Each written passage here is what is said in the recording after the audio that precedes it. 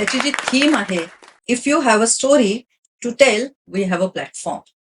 आणि खरंच आज सकाळी मजाच आली. आज नेहमीप्रमाणे वेइंग मशीनवर उभी राहिले आणि चक्क वजन माझं 63.3. वाव! मी एवढी खुश झाले.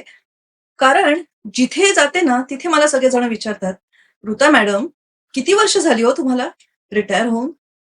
आणि हे सांगा ना, तुमच्याकडे काय वय आहे हो रिटायरमेंटचं?" म्हणजे मला असं वाटतं, की सगळ्यांना माझ्याकडनं काढून घ्यायचंय, की माझं वय किती? आणि आजचा जो विषय आहे ना, तो पण फार इंटरेस्टिंग आहे. वयाशी संबंधित नाहीये, कारण वयाशी संबंधित विषय मी फारसे हाताळत नाही. आजचा माझा विषय आहे, my fitness transformation, how I lost weight and gained new life. खरंच जास्त वजन असलं ना, की थोडंसं आळस येतो. आणि मला तर असं जाणवतंय, की जसं-जसं माझं वजन कमी-कमी होत गेलं ना, माझ्यातलं एन्थुसियाझम थोडं-थोडं वाढत गेलं. आणि असं वाटलं, की अरे, मी तर खूपच तरुण झाले. म्हणजे तरुण म्हणजे मनाने बरं का. पण खरंच वजन ना, हे खूप काही गोष्टी आपल्या आयुष्यामध्ये आणत असतात. काय झालं, माझं पोस्टिंग झालं चिंचवडला. चिंचवड ब्रांच. आणि मग रोज मी ठाणा आणि पुणा हे अपडाऊन करायला लागले.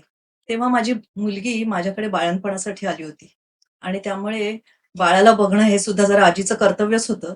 त्याच्यामुळे रोज अपडाऊन करत होते. सकाळी इंटरसिटीनी जायचे आणि संध्याकाळी डेक्कननी परत यायचे. आणि असा प्रवास खूप छान चालू होता. रात्री आजीची ड्युटी करत होते, छान बाळाला बघत होते आणि अचानक 1.5 महिन्यानंतर आपल्या गुडघ्यानी आपलं काम करायला सुरुवात केली आणि काय एवढा नी पेन व्हायला लागलं, की मला कळेच ना, की मला काय झालं? म्हणजे खरंच आजी झाले म्हणजे खरं मनाने पण आजी झाले की काय? की शरीराने पण आजी झाले? आणि खूपच टेन्शन यायला लागलं. कारण जसं-जसं ह्या ब्रिजवर चढायला लागले ना, तसं मला जाणवायला लागलं, अरे, आपण तर असं म्हणजे थपकत-थपकत असं चालतोय आणि वय काय आपलं खूप जास्त नाही.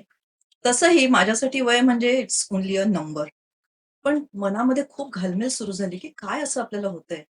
आणि मग जे आपलं रुटीन असतं त्याप्रमाणे ऑर्थोपेडिशियनकडे अपॉइंटमेंट घेतली. ऑर्थोपेडिशियनकडे गेले आणि त्यांनी मला सांगितलं, "मॅडम, अहो तुमचं वय किती आहे?" त्यांना खरंच मला सांगावं लागलं. पण जेव्हा वजनाच्या काट्यावर उभी राहिले ना, तेव्हा ते म्हणाले, "अहो काय 86 किलो वजन? आणि 86 किलो वजन तुमचे नी घेणारच कसे? एवढं वजन घेण्याची त्यांची कॅपॅसिटीच नाहीये." आणि मग मग जे पुढचा प्रवास सुरू झाला, तो तुम्हाला सांगायला खूप मजा येईल. कारण खूप मोटिव्हेशनल तो असणार आहे. कारण जर मी करू शकले, तर समोरचं कोणीही करू शकतं. 86 किलो मलाही लक्षातच आलं नाही, की कसा हळू-हळू वाढत 86 पर्यंत आपण पोहोचलो. आणि मग त्यांनी मला 2 ऑप्शन्स दिले. पहिला ऑप्शन होता नी रिप्लेसमेंट आणि सेकंड ऑप्शन होता, जो खरं तर खूप सोपा, पण तसं म्हणायला गेलं तर थोडासा कठीण, की तुमचं वजन कमी करा. आणि डॉक्टर म्हणाले, खूप निष्णांत डॉक्टर आणि फॅमिली फिजिशियन, फॅमिली डॉक्टर. त्यामुळे ते म्हणाले, "बघा, तुमच्या आईचं जे वजन होतं ना, ते 100 किलो होतं आणि तुम्ही बघितलेलं आहे, की आईला शेवटी-शेवटी किती त्रास झाला. सो ती वेळ आपल्यावर येऊन द्यायची नसेल, तर वजन कमी करणं हा एकच पर्याय तुमच्या समोर आहे." आणि मग सुरू झालं कुठलं डाएट करायचं. खूप कठीण असतं हो. वाढता-वाढता एवढं वाढतं, की मग नंतर ते कमी करणं म्हणजे खूपच कठीण होऊन जातं. आणि मग खूप वाचन झालं, की कसं आपल्याला वजन कमी करता येईल. आणि असं करता-करता एका शनिवारी संध्याकाळी घरी गेट टुगेदर होतं आणि माझे मेव्हणे राज ओरके असं म्हणाले, की कुठल्यातरी त्यांच्या घरामध्ये ना 100 किलो वजन कमी झालं. आणि वजन कमी झालं असं म्हटल्यानंतर माझा कान तिकडे होताच. मी लगेच जाऊन विचारलं, "राज कोणाबद्दल बोलताय?" आणि मग ते म्हणाले, की "दीदी माझे एक मित्र आहेत, त्यांच्या घरामध्ये ना सगळ्यांचं मिळून 100 किलो वजन कमी झालंय." मग मला तो क्लूच मिळाला.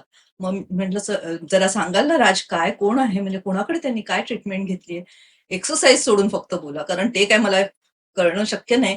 कारण आपण खूप बिझी असतो ना हो. एक्सरसाइज करायला जरा वेळ लागतो. पण मग राजने सांगितलं, "दीदी एक कोणीतरी डायबिटॉलॉजिस्ट आहेत पुण्याचे आणि ते खूप सुंदर असं एक ट्रीटमेंट देतात आणि त्याचा खूप फायदा झाला."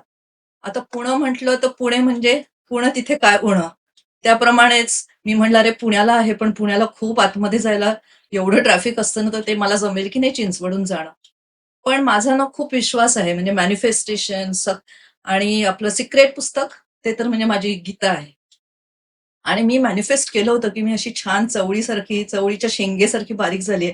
त्याच्यामुळे मला असे ते मार्गही निघत गेले आणि असं बघितलं, की हे डॉक्टर असतील आणि डॉक्टर कणसे म्हणून दिसले आणि ते चक्क चिंचवडमधले. म्हणजे बघा देवानीच मला वाटतं ही माझी अरेंजमेंट केली असेल आणि चक्क पोहोचले कणसे डॉक्टरांकडे. त्यांच्याकडे गेल्या-गेल्याच जरा थोडंसं टेन्शन आलंच होतं. मी त्यांना म्हटलं, की "सर मला डायबिटीज तर नाहीये, पण तुमच्याकडे आले ते वजन कमी करायला." ते म्हणाले, "अरे च्या! मी तुम्हाला तुमचं बघूनच तुम्हाला असं मला वाटलंच, की माझ्याकडचे पेशंट हे नक्की." आणि बायका जेव्हा येतात ना, त्या बिचाऱ्या इतक्या हिरमुसलेल्या असतात, कारण त्यांना मी काय देईन डाएट आणि किती त्यांना फिरायला लावीन आणि किती एक्सरसाइजिंग ह्या चिंतेमध्येच ते असतात. पण मी म्हटलं, "नाही, मी एक चॅलेंज घेऊन आले, की मी नी रिप्लेस नाही करणार. मला ऑपरेशनची खूप भीती वाटते. त्यामुळे डॉक्टर आता तुमच्या हातातच माझं सगळं जीवन आहे असं समजा." तर म्हणाले, "अरे, लाईफ इन्शुरन्सचे लोकं, एल-आय-सी जे इतरांना सगळ्यांना संरक्षण देतात, ते इतके घाबरतायत." आणि मग त्यांच्याबरोबरचा प्रवास सुरू झाला. आणि प्रवास सुरू झाला 86 किलो. दर आठवड्याला आपण 1-1 किलो कमी करूया. आणि मग केटो डाएट सुरू झालं. पनीर खायचं, टोफू खायचं, चिकन खायचं, फिश खायचं. काय-काय खायचं त्यांनी एवढं सांगितलं. पण काय-काय खायचं नाही ते जेव्हा सांगितलं तेव्हा थोडंसं जरा झटका बसला. कारण ते म्हणाले, "अहो फिश खा, तुम्हाला जितकं हवं तेवढं चिकन खा." पण त्याच्याबरोबर ती ना रोटी खायची, ना भात खायचा, ना ब्रेड खायचा. म्हणजे जे सगळं आवडतं आहे ना, ना गोड खायचं, साखर तर पूर्ण बंद. पण मी म्हटलं आता हे चॅलेंज घेतलंय म्हणजे आपल्याला हे सगळं करावंच लागेल. आणि चक्क माझा प्रवास सुरू झाला. आणि खरं सांगते, त्या प्रवासामध्ये एवढी मजा आली, की आज जेव्हा 63 किलो बघितलं, तेव्हा म्हटलं, "अरे बापरे! 23 किलो आपण कमी करू शकलो." जर मी करू शकले, तर मला असं वाटतं इथे जेवढे-जेवढे प्रेक्षक माझे हे बघतायत टॉक शो, त्या प्रत्येकाला हे शक्य होणार आहे. आणि हा प्रवास माझा जो सुरू झाला ना, तो मला म्हणजे त्यांनी मला सांगितलं इंटरमिटेंट फास्टिंग इज मस्ट. म्हणजे एखाद्या तरी जेवणामध्ये 16 तासाचं अंतर हे असलंच पाहिजे. आणि ते मी कंटिन्यू करत आले. बरोबर 9 वाजता माझं सकाळचं जेवण असतं, ब्रेकफास्ट आणि चक्क आता मला त्यांनी भाकरी दिली आहे, कुठलीही भाजी, 3-4 अंडी, पनीर किंवा चिकन आणि संध्याकाळी त्याच्याबरोबरती एक चहा विदाऊट शुगर.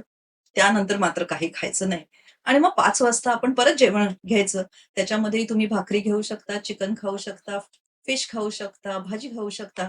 फक्त गोड not allowed. Ice creams, cakes, bakery product सगळं बंद. पण मग काही वेळानं मग जेव्हा-जेव्हा वजन कमी व्हायला लागतं ना आणि असं लोकं विचारायला लागतात, "मॅडम किती छान दिसताय हो आणि किती वजन कमी झालंय?" म्हणजे अगदी असं म्हटलं ना, की खरंच मूठभर मांस चढल्यासारखं वाटतं. पण तो प्रवास खूप सुखकर असा झाला आणि त्याच्यानंतर आता जेव्हा मी मागे बघते, तेव्हा मला असं वाटतं खरंच किती सोपा हा उपाय होता. पण त्याच्याबरोबर म्हणजे डायट कंट्रोल तर आहेच, पण त्याच्याबरोबर रोज 10,000 पावलं मी चालते आणि एक्सरसाइज इज मस्ट. आणि मी तुम्हाला एक सांगायचं विसरलेच, की त्या आठवड्यामध्ये एक दिवस मी लंघन करते. म्हणजे गुरुवारी माझं पूर्ण लंघन. सकाळपासून मी काही खात नाही आणि संध्याकाळी मात्र आठवड्यामध्ये एकदाच वरण-भात, तूप आणि लिंबू एकदम यथेच्छ खाते. म्हणजे जी काही माझी जी इच्छा असते भात खायची, ती मी अगदी पूर्ण करते. आणि 10,000 पावलं चालल्यानंतर आणि सकाळी अर्धा तास एक्सरसाइज केल्यानंतर खूप मजा येते. एकदम फ्रेश वाटतं. आणि मी जेव्हा-जेव्हा प्रवासात जाते, म्हणजे तेजसनी जाऊ दे किंवा कुठली वंदे भारत पकडू दे किंवा अगदी चक्क एअर इंडियाच्या फ्लाइटनी लंडनला जरी गेले ना, तरी मी 10,000 माझी पावलं पूर्ण करते. म्हणजे ते चालणं आहे ना, हे म्हणजे माझ्या आता एकदम रुटीनमध्ये लागलंय, की ते माझ्याकडनं पूर्णच होतं. तर मला असं वाटतं कधीही आपण काहीही ठरवलं ना, तर आपण ते करू शकतो. आणि तुम्हाला सांगू का, मला चाट आहे ना खूप आवडतं. चाट आणि समोसे आणि कधी-कधी असं समोसा, चाट आणि ती छान अशी गोड चटणी बघितली ना, की माझ्याही मनामध्ये असं येतं, तड़प तड़प के इस दिल से आह निकल जाती है. आणि खरंच म्हणजे आपलं कितीही वय वाढलं ना, तरी ती जी भूक आहे ना, ती आपल्याला असं वाटतंच. पण मग ठीक आहे ना, 15 दिवसांनी, 30 दिवसांनी एकदा थोडंसं चीट करायचं. पण चीट हे चीटच असलं पाहिजे. चीटिंग हे एकदाच असलं पाहिजे. हे नेहमी-नेहमी चीट केलं तर मग जो आपल्याला हवं ते गोल आपण गोलापर्यंत आपण पोहोचू शकत नाही. आणि मला हेच डॉक्टरांनी समजावून सांगितलं, की आता एकदा तुम्हालाच ती आयडिया येईल, की कशाने तुमचं वजन वाढतंय आणि कशाने तुमचं वजन कमी होतंय. सो हा प्रवास खूपच छान होता, वजन कमी करण्याचा. आणि आता जेव्हा परवाच काय झालं, की मी आंतरराष्ट्रीय विमेन्स डे होता, इंटरनॅशनल विमेन्स डे आणि म्हणजे त्या सेलिब्रेट करण्यासाठी वॉकॅथॉन होतं आणि वॉकॅथॉनला मी गेले आणि माझी मुलगी डॉक्टर सायली, तिची एक मैत्रीण मला भेटली आणि मग ती मैत्रीण मला म्हणाली, की आधी तर काकू म्हणून आली जवळ आणि म्हणाली, "बापरे! काकू कसं म्हणू तुम्हाला? आणि अगदी तुम्ही ना 15 वर्षापूर्वीच्याच सायलीच्या आई दिसताय." खूप छान वाटलं असं ऐकायला आणि आपल्याला तर खूपच आवडतं. एक महिला म्हणून तर खूपच आवडतं कोणी कौतुक केल्यानंतर. पण ती जे म्हणाली ना, "you are glowing with growing." ते मला वाक्य खूप आवडलं, की मी ग्लो करतेय. म्हणजे आपण जेव्हा आपलं वजन कमी होतं ना, तेव्हा आपल्याला असं वाटतं, की आपण थोडंसं आजारी असं दिसतोय का? तर नाही. त्याबरोबर जे आपण एक्सरसाइज करतो, जे आपण वॉक करतो आणि आपण जे काही खातो, उत्कृष्ट असं काही खातो, प्रोटीन्स आपण हाय प्रोटीन्सचं डायट घेतो. त्याच्यामुळे मला असं वाटतं, की जे असं थोडासा डलनेस येतो, तो डलनेस आपल्यामध्ये येत नाही. पण जो एन्थुसियाझम आहे, म्हणजे माझी अजूनही नातवंड आहेत ना, ती मला आजी म्हणत नाहीत. ती मला नानी म्हणतात. म्हणे, "तू काय आजी आहेस? तू काय आजी दिसतेस?" आणि हे जेव्हा आपल्याला ऐकू येतं ना, तेव्हा ते आपल्यासाठी खूप एक मोटिव्हेशन असतं. आणि मोटिव्हेशन जर आपल्याला मिळालं, तर कधीही मला असं वाटत नाही, की चीटिंग करावं. कारण चीट केल्यानंतर नंतर आपल्याला ते जे वाढलेलं असतं ते परत काढणं खूप कठीण असतं. आणि त्याच्यामुळे मॅनिफेस्टेशन खूप करत राहा. मला असं वाटतं मॅनिफेस्टेशन हे एक सगळ्यामध्ये एक मोठं असं एक आयुध आपल्याकडे आहे, की जे आपल्या मनामध्ये येतं ना, ते आपण करू शकतो. सो डाएट आणि त्याच्याबद्दल आपण फक्त विचार करत असतो. पण विचाराअंती जोपर्यंत आपण स्वतः त्यात उतरत नाही, तोपर्यंत आपलं वजन कमी होत नाही. आणि मला असं वाटतं हा जो काही माझा प्रवास झाला म्हणजे 10 वर्ष मी कंटिन्युअसली ह्या डाएटमध्ये आहे, म्हणजे इंटरमिटेंट फास्टिंगमध्ये आहे. आणि त्याच्यामध्ये ना माझा बीपीची गोळी लागली आहे, ना मला डायबिटीज झालाय. तर त्याच्यामुळे मी तुम्हाला अगदी हक्काने सांगू शकते, की खा, पण जे आपल्याला आवश्यक आहे तेवढंच खा. त्याच वेळेला खा आणि रोज व्यायाम हा आपल्यासाठी असलाच पाहिजे. कारण आपल्यामध्ये काय आहे ना, म्हणजे महिलांमध्ये एक हार्मोनल चेंजेस पण खूप होतात. तर त्या हार्मोनल चेंजेसना आपण कसं सामोरं जातोय? मला वाटतं आपला जो पिरियड असतो ना, तो खूप एक आपल्यामध्ये खूप असा बदलाव आणतो आणि तो बदलाव ना मेंटल बदलाव असतो, की आता म्हणजे मी ह्या स्टेजला आली आहे आणि आता मला काहीतरी होणार आहे. तर मला असं वाटतं हे सगळं that is in your mind. हा माइंड गेम आहे. जर माइंडमधनं आपण हे काढलं, की नाही मला हे तर काय होणारच आहे. हार्मोनल इम्बॅलन्स होणारच आहे. हे वयच असं आहे. पण त्याबरोबर जर मी व्हिटॅमिन डी घेतलं, व्हिटॅमिन सी बरोबर घेतलं आणि जे काही आपण खातोय त्या जर आपण उत्कृष्ट गोष्टी खात गेलो, तर मला असं वाटत नाही, की आपल्याला कधी मागे बघण्याची गरज आहे. आणि जर आपल्याला थोडंसं तरुण दिसायचं असेल, तर थोडंसं आपल्याला सुद्धा काहीतरी आपल्याला त्याच्यासाठी तर करणं भाग आहे. मला असं वाटतं, की अ, हिंदीमध्ये बॉलिवूड एक सॉन्ग आहे, "बादल पे पाव है, या झूठा कोई ख्वाब है." मला असं नेहमीच वाटतं, की हे खरंच असं झालंय का? की खरंच मी आता 63 केजीची झालीये? कारण हे एकदम स्वप्नवत होतं. हे स्वप्न जे मी बघितलं होतं, ते स्वप्न खरं प्रत्यक्षात आणण्यासाठी डॉक्टरांनी तर मला साथ दिलीच, नो डाउट. पण आपल्या मनामध्ये काय आहे? आपण कसं त्याच्यावरती काम करतोय? ते खूप महत्वाचं आहे. कारण मोटिव्हेशन हे ना एकदा मिळतं. पण आपण त्या मोटिव्हेशनमध्ये राहून आपण ते सतत तेच करणं हे थोडंसं कठीण असतं. त्याच्यासाठी थोडंसं मला असं वाटतं प्राणायाम करणं, योगा करणं, थोडंसं बाहेर फिरणं आणि आपल्या मित्र-मैत्रिणींबरोबर थोडासा वेळ घालवणं. कारण ह्या ना सगळ्या मानसिक स्थिती आहे मला असं वाटतं. माइंडसेट, माइंड गेम आहे. तर आपण जितकं खुश राहिलो म्हणजे मनाला सारखं समजवायचं असतं, की मी आता तरुण आहे. म्हणजे का म्हणायचं, की मी रिटायर झालीये? रिटायर मी झाले, पण मी टायर अजून झाले नाही. आणि त्याच्यामुळे मला असं वाटतं, की हे खूप छान असा प्रवास चालू आहे.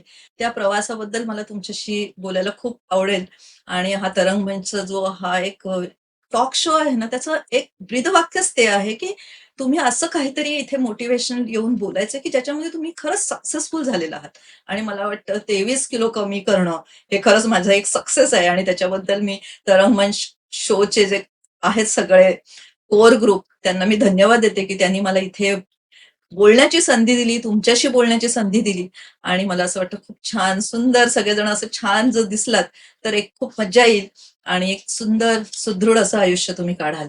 सो थँक यू आणि थँक यू तरंग मंच शो टॉक शो की त्यांनी मला आज खरं तर मला असं वाटतं परत 5 किलो वजन माझं कमी होईल पुढच्या काही 15-20 दिवसात आणि 5 वर्ष माझी आयुष्यातली अजून मी तरुण होईन असं मला वाटतं.